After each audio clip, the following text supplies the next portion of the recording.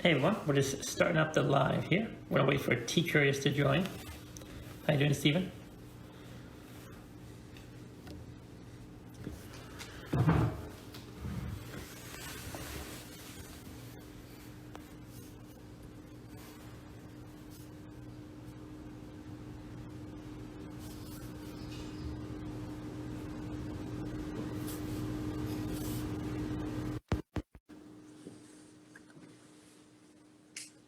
How you doing? Forward with me. Thank you. Thanks for figuring it out with us. I'm really excited. Thanks for having me on. It's really cool to do a live stream with you. Before I've done like a few individual live streams, so this will be new and different. Well, really honored to have you on. I'm really, really excited. I've been talking about this for ages and ages on Discord, on Instagram, and from the bottom of my heart, not just from the Instagram live perspective. Thank you for changing my Pu-erh journey. I'm really excited for our talks today, Jeffrey. I appreciate that. Thanks for building an awesome community. I peeked into the Discord, and if any of you haven't checked it out, which probably most of you have, be sure to check out our Discord. It's on our Instagram. There's a little link. It's a really cool community where people can share about their tea experience and learn together. Right. The purpose of these interviews is that I really feel like learning about tea, you can't do it alone 100% of the time. When we trade information with each other, we really learn a lot. And I mean, from you, goodness gracious. So thank you for everyone who's joining us today on live stream. If you have any questions, leave them until the end so that we can kind of get to our conversations, but we'll be listening in. And yeah, we really appreciate having you, Jeffrey. Let's start with you. Have an intro about yourself. Sure. Probably many of you may know me. For those of you that don't, my name is Jeffrey Mcintosh. I am a Porty specialist, culture liaison, and entrepreneur. So I've been opening and working with tea companies now for a little over a decade. Some of you may be familiar with my earlier projects, such as Mcintosh Tea. I also worked with Smacha. We built Tea Book, Shin Tea Corporation, and most recently, I just completed 2 years of study at Denong Tea. And if you want to learn more about my newest, most recent project, there's a Patreon introduction video on YouTube. There's also a link in my Instagram bio that you're more than welcome to check out if you want to learn more on your own. So that's just a quick little intro about me. And I'm your interviewer today. For those of you coming in from Jeffrey's side, Meditation Tea side, welcome. My name is Rie from Tea Curious. Curator, founder, writer, tea explorer. I've been doing tea since 2009, 2010, have been in wholesale since 2014, and then left the wholesale industry after doing a lot of traveling. I'm very lucky to have done that. To pursue more explorations of tea, kind of like in the broader tea community. So I guess the latest thing I did was I competed last year at the Tea Masters Cup here in America, and I got second place with a tea from my teacher I found in Taiwan. And yeah, I just follow the tea road, and that's pretty much it. I'm also kind of fiercely curious. I've heard a little bit about the Tea Masters Cup, but could you tell us a little more about that? Well, I can tell you more if, we have a caveat that I don't like the name Tea Masters Cup. I hope the Tea Master part is about the cup and not about us. But they like to call us Tea Masters. I'm certainly not. I'm like a second placer, so I guess I'm a tea novice. But yeah, for anyone who's listening, it's an open invitation kind of brewing competition designed to test people's ability to brew tea on the spot. So you bring a tea of your own that you can brew and prepare for beforehand. And then they give you a blind selection of teas that you must evaluate, practice with for an hour, and then brew on the spot. So it's very interesting. It's good. I think it's good for us.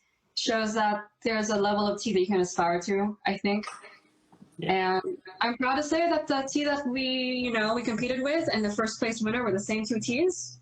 So it shows that it doesn't have to be a different tea from the two competitors. A good tea can show for itself, right? So yeah, we're happy for that. It was a very clean Taiwanese high mountain oolong that I brought, and I think you went up. Yeah, so that's me. But from here on out, you can talk to me whenever over on Tea Curious side. If you're over on Meditation Tea side, feel free to follow me. I'm glad to have you guys over. But we'll be asking Jeffrey some questions today. So Jeffrey, our first question is, what first got you interested in Pu-erh tea? It's quite a long story, so I will make it a little on the shorter form side.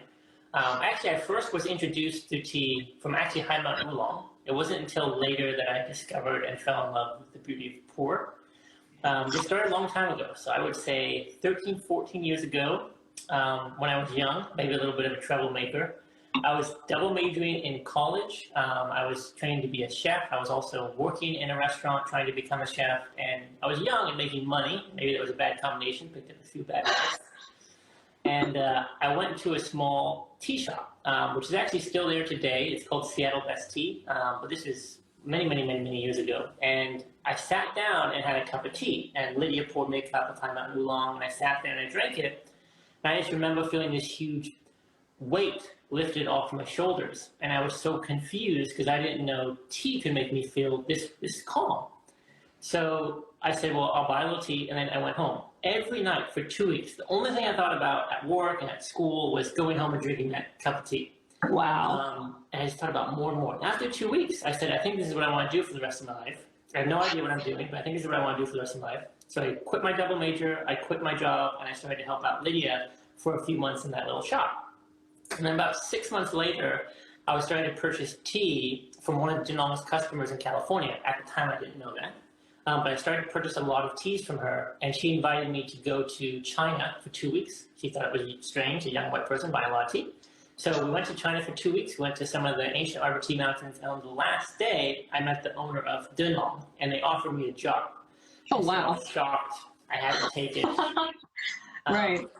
And that was the first time I was in China. I was very young. Now, I loved Pu-erh, but I did not know anything about it. I was just passionate.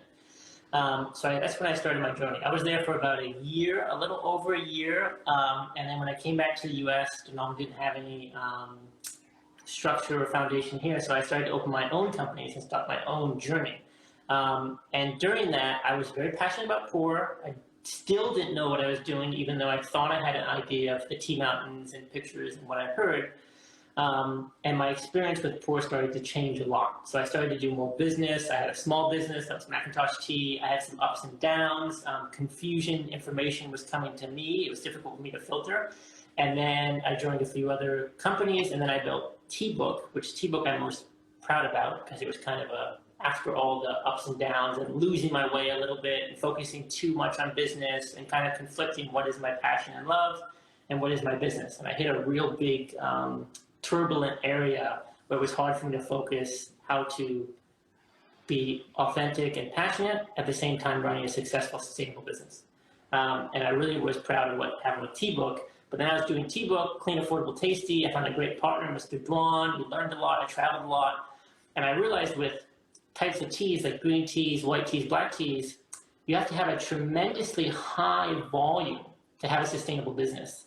And then I realized my love for Pu-erh was almost coming back. I was starting to learn about ancient Arbor Tea more and drink it more. And I was just drinking more teas like from Denong, where some people saw me. And I wanted to know, am I going to continue doing business like this? Or while I'm still young enough, do I want to reach the highest level possible here in the United States with Pu-erh tea? And I felt the only way I could do that was to go back and study under Denong. At first, they rejected me. They actually rejected me twice. And I had to restructure my company a lot. And they allowed me to come back to Denong and work with them. And I just finished up 2 years.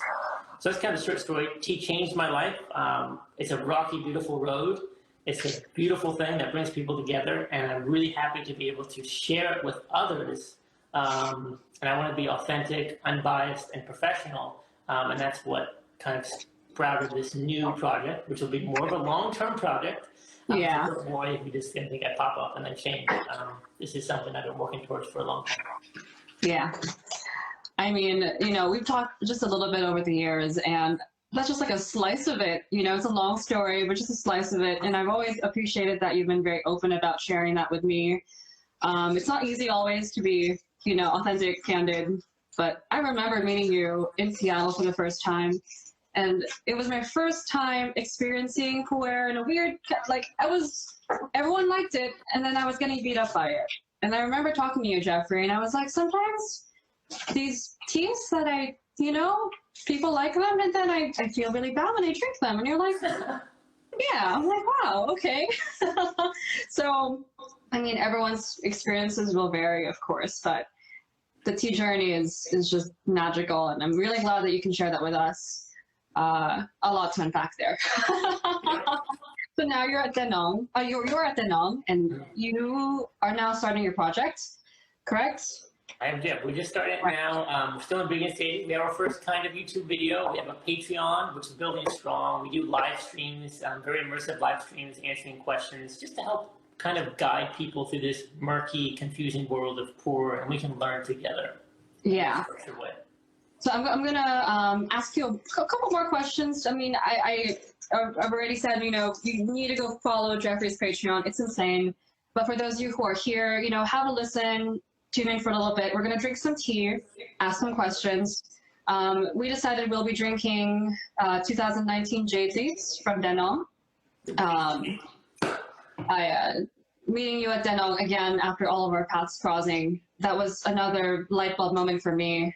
I was pretty much kind of like, I was at that point where I wasn't being inspired by Pu-erh. So that afternoon with you in Danong in California, I was like, wow, thank goodness for Jeffrey pulling me back from the brink of just giving up on Pu-erh. I just wasn't inspired by it. So this, you know, I'm glad we're drinking some Danong tea today. So 2019 Jade Leaves, can you tell us just a little bit more about it before we ask you some questions about some Pu-erh? Yeah. Sure. So the 2019 Jade Leaves is a very special tea. Many of you may know there was a very severe drought in 19. This was a much more severe drought in 2017. During drought, usually teas sometimes can be more aggressive. But if they are coming from older or ancient arbor material, they have a deep root structure, which means they're going to be able to pull up more nutrition, which will make the tea actually slightly light, but very abundant, sweet and aromatic. So when this tea was first released, it was almost a little bit stronger than sweet spring water.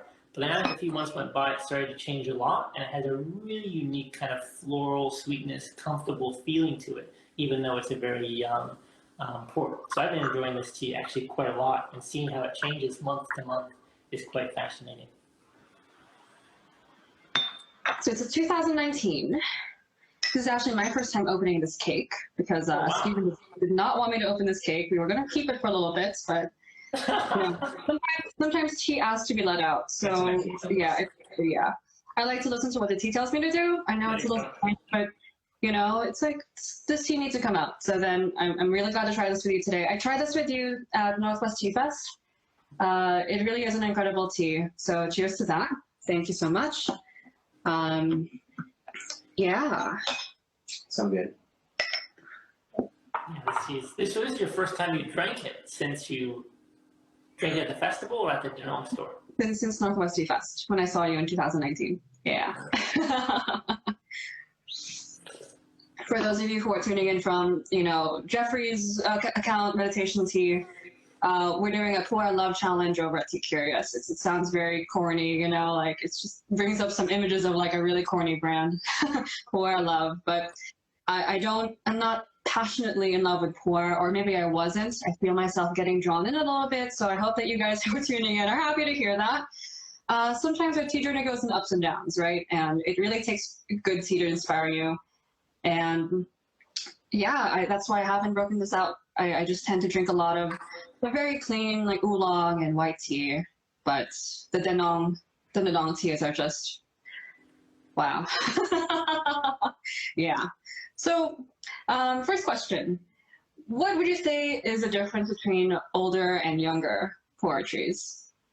Because as I understand, Danong tends to deal with a lot of that kind of, you know, material. I think one thing, we'll start with what makes Pu-erh tea so unique. One thing that makes Pu-erh so unique is it can only be grown in Yunnan and the surrounding areas. The reason that is true is because there's a very unique biodiverse ecosystem that allows these tea trees to grow naturally with minimal to no human intervention. And that's why there are so many tea trees in Yunnan that are very old, sometimes hundreds of years old. There's a few that can even reach 1,000. One of the oldest living tea trees is over 3,200 years old in Fengqing, Yunnan.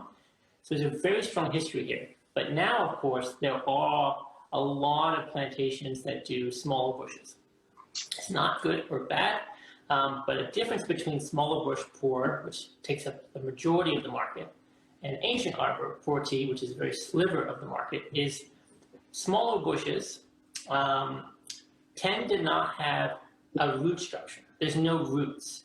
So if a plant is newly propagated and grown in a very tightly small area and there's no roots, first question we need to ask is, if a plant doesn't have roots, how can it grow without assistance? So there's a high likelihood that pesticides or fertilizers may be used.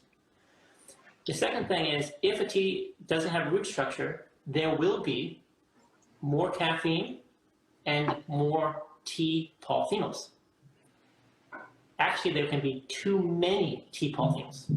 For this question, I'm only going to talk about Pu-erh tea. Obviously, white teas, green teas, black teas all have tea polyphenols and caffeine, and that's why the tea master and the processing is so important to break down some of those components to make it suitable for drinking. Now, with smaller bush Pu-erhs, there isn't a lot of processing to raw Pu-erh. It's very minimal. It's picked, sun-dried, and pressed. So if a tea naturally has a lot of caffeine and tea polyphenols, and it's from a small bush and it's young, maybe it's a little bit more uncomfortable when drinking. Maybe you'll notice caffeine, maybe you'll notice easy upsetness in the stomach, especially if you haven't eaten a lot of food. So in contrast, you have ancient arbor tea, which takes up less than 3% of Pu-erh tea is coming from old tea trees. It's a tiny amount. These trees have been growing naturally for hundreds of years without propagation or terraces. They've been growing naturally for hundreds of years, sometimes very deep in the mountain. They have been able to establish very deep, long root structure.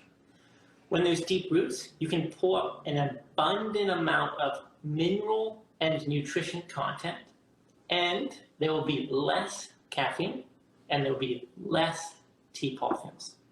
So only tea from old tea trees, you may notice when it's young, is more pleasant, more comfortable when drinking. It's not good or bad. Both these teas can be aged, but sometimes maybe small bush tea needs a little more time to get to an enjoyable effect. So quick recap, younger trees are going to be more aggressive, stronger taste, higher caffeine, more tea polyphenols. Older tea trees are going to be more relaxing, calm, sweet, light flavor, more comfortable in the stomach. The older the tea tree, the more relaxing effect on the body. The younger the tea tree, maybe the more caffeination or stimulating effect to the body. Makes sense. So how would you relate this to the Jade Leaves that we're drinking right now? Just really quick. So there's a few things that are going on with Jade Leaves. There's a drought. This also is old tea tree material. Because of the drought, you have to pick from a little bit older tea trees if you want to avoid that bitterness and astringency. Drought will make teas more aggressive, but the older the tea tree, it's more likely you can avoid those very aggressive characteristics. So you may notice that Jade Leaves, you could say it's light. That's okay, it is light. But maybe it's very sweet and comfortable. And you can drink a few cups. You may have a little bit of stimulation, but it's not uncomfortable. And the stomach will also feel extremely comfortable. I mean, it's a 2019 tea, you know, people would say, oh, that's so young, but this is so comfortable that even as we're talking, it's just super comfortable. So yeah, I feel it. How's your tea doing right now for you? It's super tasty. Good. Okay, so now that we know about, you know, old and young tea trees, how would one, let's say, verify or authenticate, if we can use that word, an old tree material? This is a good question, and maybe my answer isn't as simple as some people would like it. Excuse me. This tea very comfortable, helping my digestion. Also, when you're drinking Pu-erh, depending on your body type, raw or ripe, you may have a natural effect of burping. That is okay. Pu-erh tea is stomach medicine, and it will help relieve excess air from the stomach. So how can we authenticate or identify Pu-erh tea from old tea trees? Experience. Experience is your best friend here. There's going to be no exact formula you can read or hear from people. You want to try a lot of different professional companies. Buy small, don't buy large amounts. Spend time with the tea and learn about it. With that being said, in my experience, I have learned ancient arbor tea that is located deep in the mountains, that is grown without fertilizers, the taste from those trees is not strong. It is actually, in fact, very light, floral, sweet, but at the same time, it is very abundant. So I use a very small amount of tea when I brew, 2 to 3 grams, because I want to see the abundance and durability of a small amount of leaf. And usually, ancient arbor, older tea trees are better at showing that abundance with a small amount of tea leaves. The mouthfeel of ancient arbor tea is very natural, comfortable, and there's a very unique, satisfying feeling throughout the entire body that is pleasant. And with that in mind, I want to share with you 2 analogies that helped me a lot understand ancient arbor tea. One is that of alcohol. I know it sounds strange. I don't drink alcohol myself, but it is very... Me neither. I don't drink alcohol either. Yeah. But if you travel to China, you may know of an alcohol known as baijiu. It's a type of very strong, clear liquor made from sorghum flour, and there's a brand called Maotai. Now, if this is all unfamiliar to you, you can kind of pretend like Maotai is a very top-shelf Johnny Walker. So it's widely available, it's widely understood, it's expensive, and maybe a few people think it's good. So Maotai is one of those alcohols, but it's also widely believed in China that over 90% of Maotai is fake. And Wow. there's a saying that if every day you drink fake Maotai, and one day you're able to drink real Maotai, you think the real Maotai has a very average, light taste. And one of the reasons is fake Maotai has a very strong, aggressive flavor to make you believe it is. I think I'm losing you here. I can hear you now. I got you back here. All right, great. And real Maotai is very average taste. So why does someone want to pay a lot of money for something that's somewhat of an average taste? The reason being is because it's very clean. And you may notice a strongly comfortable feeling with drinking that alcohol, and maybe the next day you're in a far more pleasant, comfortable spot than drinking the fake. Now, this isn't directly applied to ancient arbor poured in the most beautiful way, but if you were to drink small bush strong teas every day, and one day you drink ancient arbor, maybe you would think it's light. So give it some more time and think, why is this tea so expensive? The second analogy I like, and I think these go really well together, is that of fragrance or high-end perfume. If you use a low-quality fragrance on your skin, you may know it irritates the skin.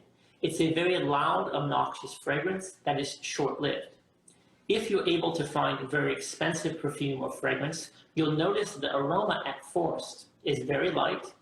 It's very comfortable and nourishing to the skin. It'll interact with the warmth and the oils of the skin to pronounce a very long-lasting, deep aroma that develops over time. And this is just like Pu-erh tea. It's very subtle, it's very comfortable, and it develops over time. And so with those kind of notes and way of thinking, you can apply that to when you're drinking tea and then try a lot of different professional companies and use that experience. Your experience will be your best friend here. Gotcha. What's really interesting to me is that, just candidly speaking, Jeffrey and I don't talk every single day, nor do we drink the same teas. But coming from The last few days we've been talking a lot. Yeah, we were talking a lot. But coming over many years of not drinking the same teas, I've come to the same conclusion about, these older tea trees without Jeffrey having told me, by the way. Even in other teas, where sometimes these, older trees they seem to have a very soft taste, soft flavor. You almost have to listen in. So, decide for yourself what your experience is, but I can say that even independently from Jeffrey, I believe that, and I've experienced that. Yeah. But lovely. So let's see, the next question that I have on the docket is, what are some of the tips you would offer if someone is looking for the next Porty tea to try or purchase? This is a great question. One thing I never recommend people to do is do not buy Porty for its future potential, its aging potential. especially in the beginning, or even novice to maybe intermediate pour drinkers and buyers, don't buy into the aging potential. You never want to buy a pour tea in hopes it will turn into something in the future that you don't like the day you drink it. This is very important. If there's some kind of strong unpleasantness or strangeness, and like, well, maybe that'll go away with age, most likely it will not. It will keep those characteristics. The tea is alive. It has character. It's going to keep those characteristics it has. Now, obviously, it will develop and change or mellow out over time, but it overall will keep those characteristics. So if you encounter a tea that is unpleasant to you, now unpleasancy will be different to each individual, but for me, maybe strong bitterness, astringency, smokiness, dirtiness would be unpleasant to me. So I don't want to purchase a tea like that in hopes it will turn into something beautiful in old age. So only buy tea that you like when you drink it. And with that, I'm also going to provide you with another analogy. Sounds kind of funny, but I think it's important with buying tea. It's difficult because there's so much information. I'm saying something, someone else is saying something, you're reading something online. Once again, that's why experience is your best friend. And it's the same way we should approach food. When you drink tea and you want to study tea, learn about tea, buy tea, I strongly recommend only drinking that tea you're interested in for a day or two. Only drinking that tea. You don't want to try 3 or 4 or 5 teas in the same day when deciding on a tea. Once you've already decided, drink as many teas as you want. But when you decide on that tea, because you want to understand what that tea is giving your body, what reaction. So if I try a lot of different teas and then the next day I make a decision on which tea I liked yesterday, I don't know which tea gave me a headache. I don't know which tea made my stomach upset. And I don't know which tea made me feel comfortable. So the food analogy, which I think is very easy to understand, sometimes we forget about, is a lot of these teas. Also, I'm specialized in Chinese tea and Pu-erh. I'm only talking about Chinese tea and Pu-erh. I'm not talking about other genres of tea. With food is when you buy food, there's this big organic trend that has started in the US. And the reason you want to buy organic food is because it's very clean, it's grown naturally, and it's not fastly produced. Shouldn't we apply that same concept when buying tea? China is already a very difficult position to navigate. There is a big pesticide problem in China, so you want to buy clean tea. So when you're eating food, if one day you eat food from a fast food restaurant, you cook it at home, you eat at your friend's house, you go to the grocery store, and then one day you get sick, very difficult to understand why you're sick. But in contrast, every day you at home cooking organic home-cooked food every single day. And one day you go out and eat fast food, you very quickly understand why you should not eat fast food every day. So this is the concept of separating tea, taking time with it, buying small amounts, and having a control in your tea drinking experience. I know this is a little extreme, but if you're interested in buying more than a few cakes, I strongly recommend using this process. And try a lot of different professional companies, get samples, compare. And this is why so many people come and study and learn in my Patreon community, because they can learn about how to enjoy and best choose Porty tea, and live streams can help answer a lot of their direct questions and make the process a little easier. Yeah, I was telling our Discord friends that 4 minutes into your first video, I was like, oh my goodness, the value that Jeffrey is putting out, the information is just so intense. You know, I mean, I've spent time in India, Nepal, Taiwan, a little bit in China, but I'm not there where you are. So whatever information you're getting, I'd like to get access to too, you know, and learn from you. And it's just really incredible. As Jeffrey says, everyone has a different experience. What Jeffrey says, what I say, what the internet says, you know, most of all, trust yourself. But what a resource. It's just crazy. So Jeffrey was very nice to open up some questions for us on the Tea Curious Discord. So thank you, Jeffrey, for letting us ask some questions. One of the questions we got was, what is one of your, you know, a couple of your maybe biggest red flags when you're choosing Pu-erh? All right, and I'll share a few things. And once again, I want to emphasize this is my experience. This is my journey. This is not what every tea expert and master agrees on. Just in my personal opinion, these are the things I go by to make good investments when buying a lot of Pu-erh or drinking it myself.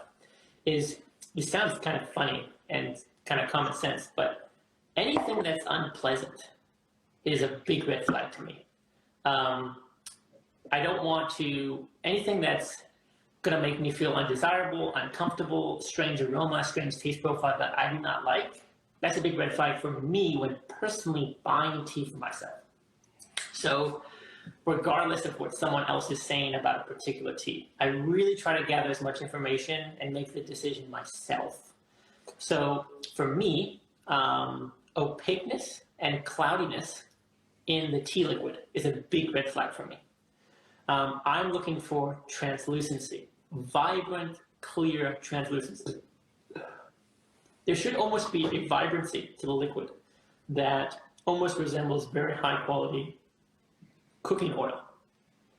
The second thing I'm looking for is the aroma. With raw tea, a great trick, heat up the gaiwan super hot, pour it out, put the dry leaves in, let it rest, smell that dry aroma. Oh, I love that. I love that. It's my favorite, yeah. It should be very sweet, pleasant, desirable. For me, strong smokiness, unnatural smokiness, chemical smokiness is undesirable for me. Antiqueness, mustiness, mildewy, undesirable. The first infusion, which is the wash for some people, should always be clear and translucent, even on the wash, no matter how old the tea is. And then the last is there should be no film on top of the tea. That's also a strong concern. Now, there's definitely a difference between film and cloud feet, but maybe another day we can talk about that. But there should be no more. On the Patreon too. And then you can drink the tea, and you want to have a pleasant mouthfeel. And I don't want to have immediate irritation. There was a friend last year that just made me laugh. He said, "Oh, I used to drink Porty all the time, and I would drink a few cups, and I feel like I needed a stack of pizzas." That is a red flag, being extremely hungry. So it should be a very natural, comfortable experience. So to me, a red flag is anything that is unpleasant or kind of dirty. So that's just my own opinion. What if it's just one pizza? Is that okay? One pizza is okay. Okay. So then we have another question come to the Discord, and then we'll take one question from y'all who are in the chat right now. But this one is interesting. I know, Jeffrey, you wanted to talk a lot more than this, but just a little bit of information would be great too. Did fake Pu-erh play a role of some sort in that Pu-erh bill in 2006? This is great. This takes a long time to understand. First off, no, not fake Pu-erh. Maybe mislabeled Pu-erh, oversaturation of the market. I think if you're a Pu-erh tea lover, and what she's kind of referring to is the 2007-2008 crash. If you're a Pu-erh tea lover, you're aware of this crash. Right. I've heard about. And it's best to understand the market before we talk about the particular teas. The market in China is very different than the US. People invested in tea. I'm not talking about, oh, I buy a case. People at that time believed buying Pu-erh was better than putting your money in the bank. Mm-hmm. And so in 2006, this is when people, uninformed buyers, started to catch on. People started to figure out in 2006, you could buy Pu-erh and easily sell it to a profit, to friends, coworkers, anyone. You just buy it and you're already up 20, 30%. Wow. And this lasted about 2 years. Now, obviously, before individuals were buying tea, there were big markets, big companies, big investors, big buying that would buy large amounts of Pu-erh. Now, this surge started in 2003. This is when things started to change. There was a big surge. That's why a lot of Pu-erh drinkers will say, oh, the aged teas before 2003. If you're educated and informed tea buyer, you usually prefer old teas before 2003.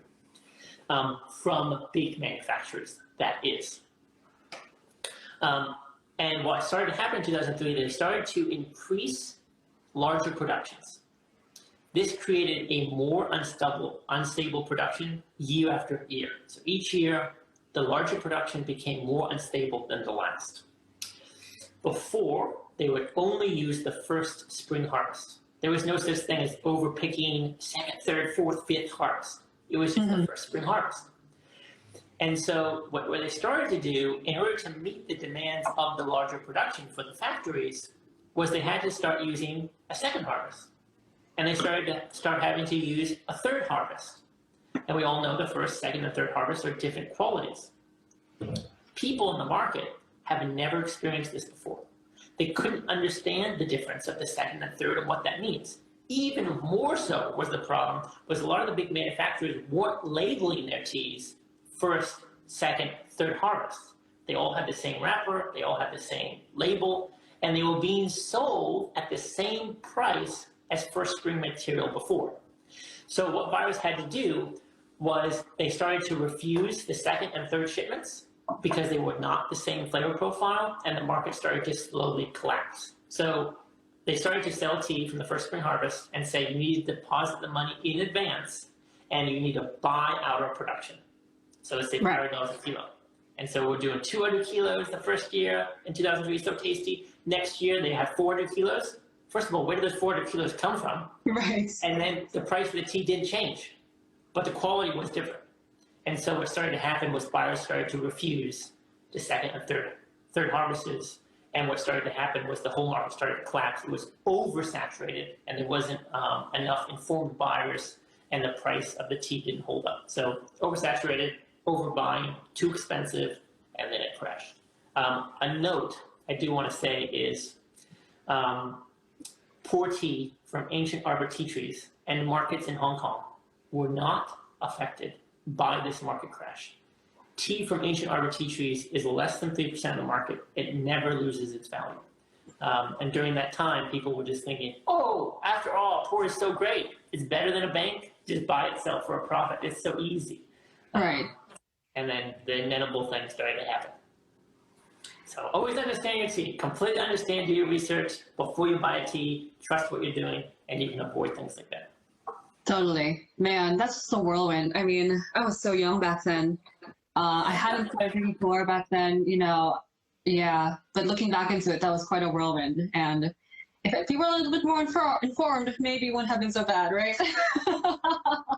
Right. That crazy buying, you know? So we have just a couple more minutes left. I'm gonna take one question from the audience to see. Was there anything that you wanted to ask Jeffrey really quick before we wrap up? Talk a little bit about, If anybody's watching, feel free to drop them in the comments below. Yeah. So we'll watch for it. But Jeffrey, thank you so much for, you know, joining us today so far. It's been really illuminating. Again, why I trust Jeffrey the way that I do is because a lot of his conclusions I've seen have come to for myself in another kind of path. And when you have, you know, multiple things verifying what your experience is, I think that's when the information is quite good. You know? So if you have any last minute questions, friends, before we wrap up, let us know. How is the Jade Leaves for you now? I think I'm probably infusion number 4. Extremely comfortable, extremely comfortable.